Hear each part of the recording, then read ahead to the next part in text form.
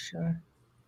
Hello, everybody. Welcome to another Three Geeks Conversation. It's Jason and John. Today we are joined by Michelle Danner. Michelle, I was looking at your resume, and I can't wait to talk to you. Before we get into that, I want to find out more about you. Where did you grow up? Where are you from? I grew up in New York. Well, it's not true, actually. I grew up in New York for the first 4 years of my life. And then my dad became the president of the William Morris Agency in Paris, in France. And he moved us all there. And we lived in Paris for another, I don't know, 12 years. And then we moved back to New York. And I'm in New York right now. I should tell you that as I'm doing this interview, I'm looking at the most beautiful skyline of New York because I am across from the river in Weehawken. Oh, that's awesome. So, yeah, I'm looking at the city that I was born in a very long time ago, but I won't say how many years.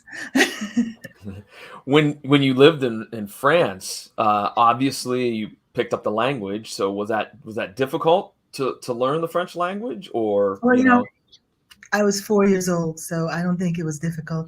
So actually, I speak fluent French and I speak Spanish because I was brought up in Europe. We traveled very much when I was a child. And I speak Italian. My mother was born in Milano.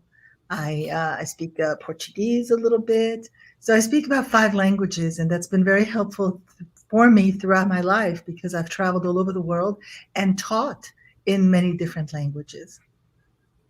Wow. Okay. 5 languages. I asked that because I'm trying to brush up on French. I took it in high school, but I didn't take it very seriously, Michelle. And I've spoken to a few folks on my podcast that are from French speaking Canada. And so I feel like I should probably not just be ignorant and maybe learn a few phrases here and there to help out a little bit. Well, I'll tell you, I think one of the greatest things, and of course it's been a little bit, hampered with, COVID and all, is traveling all over the world and understanding different cultures that happen everywhere and try and pick up and learn some key phrases in different languages. For instance, what's on my family and I's, vision board is to travel to Japan. So I think when we get closer to realizing that dream, we'll look some languages, how to express ourselves, how to communicate there. But we also want to go to India. I mean, we have a bunch of places that we want to go to that right now we won't, but we will hopefully in the next few years. Fascinating. So, what do you remember? What movie or scene or actor really made you want to pursue this career and acting, coaching, and is there one that stands out where you're like, man, I want to do that? I think there's 2 performances on Broadway when I was a teenager that spoke to me and moved me emotionally and catapulted me into wanting to pursue a career in the arts. But I should say that from a child, I was very much into theater and performing, and I would mount productions in my school. And so the teachers loved me because it was very creative. I adapted the book of the Queen's Necklace by Alexandre Dumas and cast 40 kids in school and did an evening of poetry with dance and music. So I did that back then. But when I was in New York, I saw Kathy Bates do Night Mother, the Pulitzer Prize winning play of Marsha Norman. And I'll tell you that just, it was a punch in my gut. And then Jennifer Holliday in Dreamgirls, when she sang the last song of the act, and I'm telling you, I'm not going. Literally, I had like a chill take over my whole body. And I think those 2 performances just, pierced me to the core of me and really made me want to express myself as a storyteller throughout my life. Well, let's talk for a moment a little bit about your coaching. I guess my question, being totally kind of not 100% sure of how the process goes, what do you look for if somebody comes to you and says, Michelle, would you help me out with my acting ability? Is there something that you look for? Is there a quality that you look for to say, okay, I can help this person? Well, if somebody's been cast in a project, which happens all the time, and they come to me with help with the character or the script analysis of the script or making choices in their work. Um, but that's prominently what I look for is their take. Like what's their take on the character? What are the choices that they're making? And then we talk about it. We talk about those choices, and we go, we talk about the script. We break down the script, the other characters, the relationships, and and talk about, what is it that they could do physically? What could they do with their body? What could they do with objects? So we do a whole, in-depth breakdown of it. Okay. Hmm. What do you think is a mistake that many actors and actresses make, when preparing for a role? Is there one, or is there many, or is it just varied depending on the person? Well, I think it's depending on the person, but I find people, actors today, are knowledgeable, um, and so they know that they have to dig in deep in terms of the character and who is the character, and people, because there's the internet, and we have access to so much content, and you get to study performances and what works and what doesn't work. I mean, there's such um, a slew of things to watch and learn from that I think, by and large, people in shows and movies know how to make choices. Um, I think it just boils down to, is there another choice that one can make that maybe can, just raise the bar? Because ultimately, the goal is to illuminate the writing, the story that is being told, and for the audience to move the audience. I think that those are the ultimate goals, right? Mhm. And so if the choices that an actor makes, that the artist makes, lend themselves to an audience, really being moved by that story, that's what we're looking at. Mhm. Okay, cool. What happens if Jason? an actor comes to you for help and you don't think that you can help them? Like, what is that conversation like? That never happens. Oh, okay. Good. Perfect. That never happens. That's good. That's good. Yeah, with the influx of television shows and movies, I am excited to see more actors getting work because I love the medium of film and television and so forth. I've liked it since I was 2 years old, doing a one man show, The Wizard of Oz. Oh, Like, I'm right wow. there with you. I love the experience, and I'm not going to ask you about every client you worked with, but I'm going to ask you about one. I want to know what Christian Slater is like because I have personally been enjoying his comeback as of lately, and I was just curious what your experience was like with him. Yes, I worked, first of all, worked with Christian Slater a very long time ago, and but love him. I mean, he's great, and he actually even came to support uh, a theater that we were building at the time. He's a beautiful artist, and he's been doing some really great work. I've also watched him on this Netflix series, and obviously, and a lot of other things he's done. But he really cares about his work, and and creating really great characters. So I absolutely agree. He was wonderful to work with.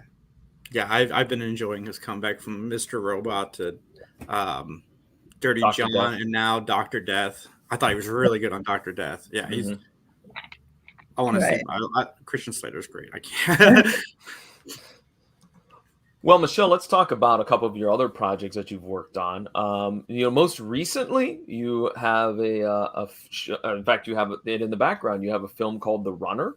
So, could you maybe share a little bit with our listeners about the process of making that movie and give us a little synopsis of it? Yes. So I'm really excited about The Runner. I had the idea of the movie one night after I watched a news report about kids, being forced to wire up by police enforcement so they could bring down that big drug, lord, the drug kingpin of the town. And this particular report that I was watching, ended badly for the kids, and that really moved me and made me cry. And I just started to jot down some ideas. And the morning after, I still was with the story, and I wrote a 3-page treatment, and I sent it to a friend of mine who's a wonderful writer, Jason Chase Terrell, who wrote the screenplay. And it's meant to be that we should make the movie only because we were not going to shoot it when we shot it. We were going to push it because we didn't have all the financing in place. But we ended up shooting it right before the lockdown. And so therefore I had that to edit while we were at home. My editor stayed with us and we worked. And we worked in a very relaxed way, which was the biggest lesson that I learned. First of all, it was a story that came out of me that I really deeply was connected to because it had moved me and I wanted to tell it. And then when I was editing, I didn't feel the pressure because we didn't know, it was like March, April, May, June. It was like, what's happening? We don't know. What day of the week is it? I don't even know. How many hours are we working today? I don't care. But we just worked. And I wasn't on that, got to do this and get this done and got to be there. And the pressure of a timeline disappeared. And therefore I was released and relaxed. And, it was my greatest lesson. And I just kept reminding myself, you have to memorize what this feels like for all your other projects. I've got some great movies that are lined up to shoot in 2022 and 23. And I really want to remember what it's like to not to work without that pressure. That was my greatest lesson. But we just closed on a deal with a big distribution company. I'm not at liberty to say right this moment because they're signing it in January. But I'm really excited. The movie's going to be, released and seen everywhere. And it played a lot of film festivals. We won lots of awards, many more than the ones that are even behind me. We went to Europe and we premiered at CineQuest. And it was just an exciting ride. I went to a few festivals live. The Catalina Film Festival we went where we won. And some of them, they were, remote. They were on the internet, which is fine. So it was a mix. But there's nothing more exhilarating than sitting in a theater with a live audience, watching, whether it's your movie or someone else's movie. I like watching my movie. We had a screening at the Chinese, actually. When was it? Like a few months ago. It wasn't too long ago. And it was completely sold out. Oh my God, you couldn't have, it was not an empty seat. And people reacted. And to watch, a movie with an audience's reaction, so visceral and so in the moment, I really, really love that. That is we do occasionally do our show live, and when we do it in front of people that are actually there, it's fun to get that immediate response and reaction to what you're doing. So you kind of know okay, I did a good job with this. I'm so glad. This is awesome seeing it and just having the people happy and excited about what you're producing to them. I want to ask you, what's it like? How does somebody like me go to a film festival? Is that possible? Can you get tickets to something like that? Of course. I mean, the film festivals are geared towards, audience. And then filmmakers are only too happy to have people see their work. So,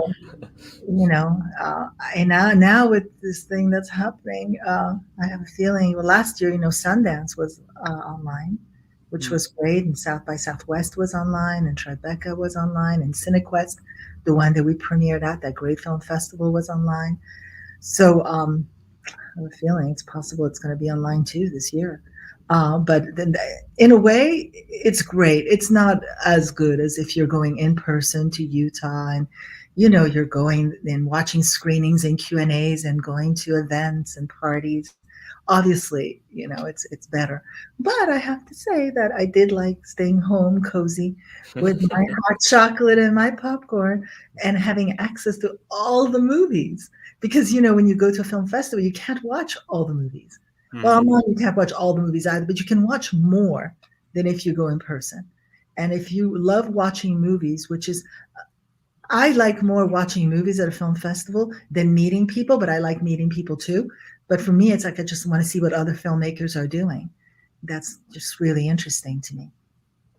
Can we talk, Michelle, for a moment about another role that you had, which was the founding director of the Creative Center for the Arts? Mm-hmm. So could you tell us a little bit about how you became the director, what the Creative Center is all about, and whatnot? Yes.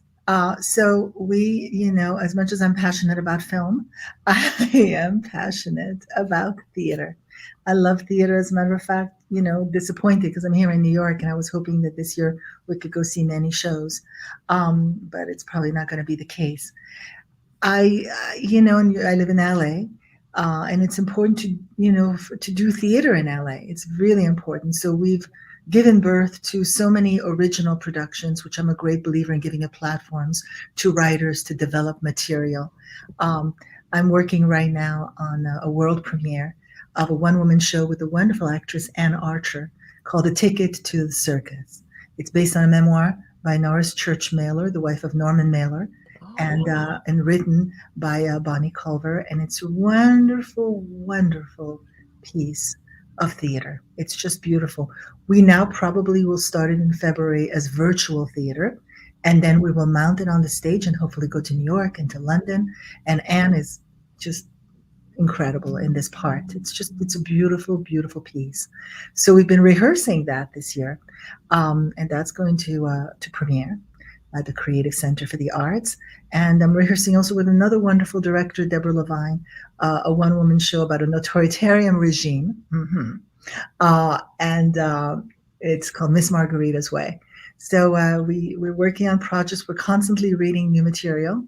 Also, the Creative Center for the Arts does an annual film festival, a wonderful boutique film festival called Cinema at the Edge.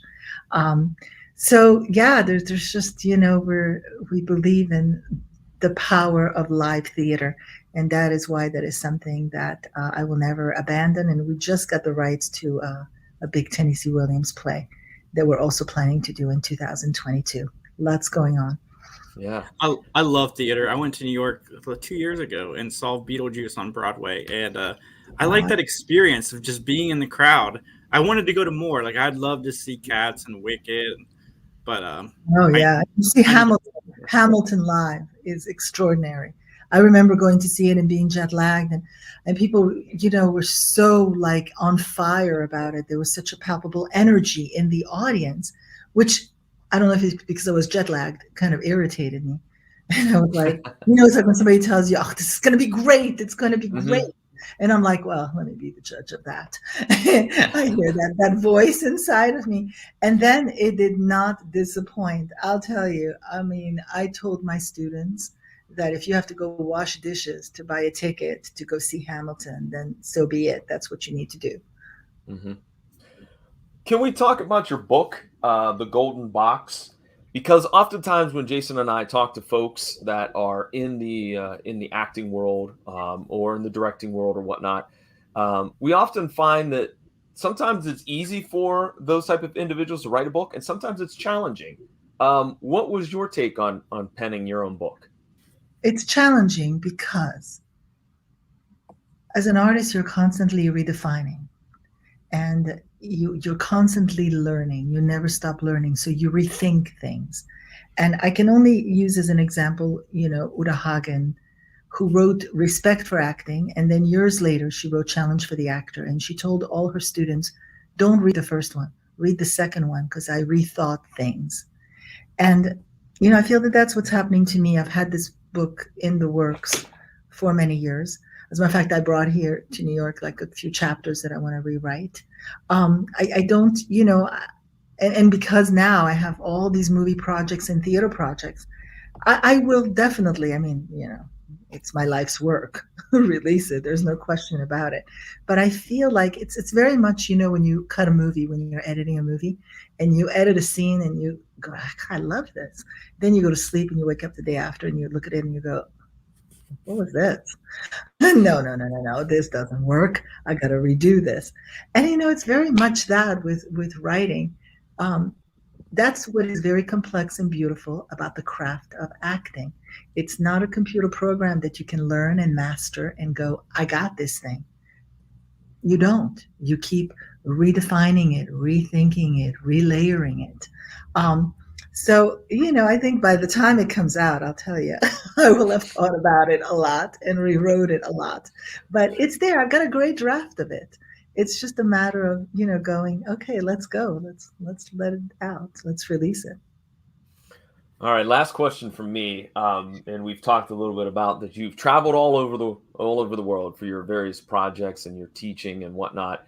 Can you single out one place in the world besides your beloved New York that was your favorite place to be? God, there's so many, but I have to say that I was this summer in the island of Ischia. And I had watched this movie throughout the years that I've loved. I don't know if you saw it, The Talented Mr. Ripley with Matt Yes. Damon and Jude Law. Yes. And you know how Jude Law's on that beach and Mhm. he looks perfect. And I always said, what the hell is that beach? I couldn't figure it out. And so I was in Ischia at the film festival because the runner played in Ischia this summer. And I found out, well, this is where they shot it, in the island of Ischia. And I remember the first swim that I took in the ocean, I felt so free and so alive that I have to say, and that coupled with, you can do a day trip and go to Capri, and then an hour away you have Sardinia. So all those islands in Italy are just such a beautiful part of the world. That this made an exhilarating summer, I have to say, and I want to go back next year. Okay, there you go. That is awesome. As soon as we're done with this interview, I am getting on my television and I am watching Bad Impulse because I have a synopsis of it here and it sounds like a lot of fun. And then when is the runner released? I think it'll be released, but we're going to close on it in January, February, March, by April, I think, April, May. Awesome. I can't wait to check it out. Everybody out there, please check out Michelle. She's doing a lot of awesome stuff. And yeah, your resume is amazing to me. And I would love to have the opportunity to talk to you again in the future. Maybe when Runner comes out, we could talk more about that. Perfect. And thank you for taking the time. Thank you so much for having me. Have a wonderful holiday.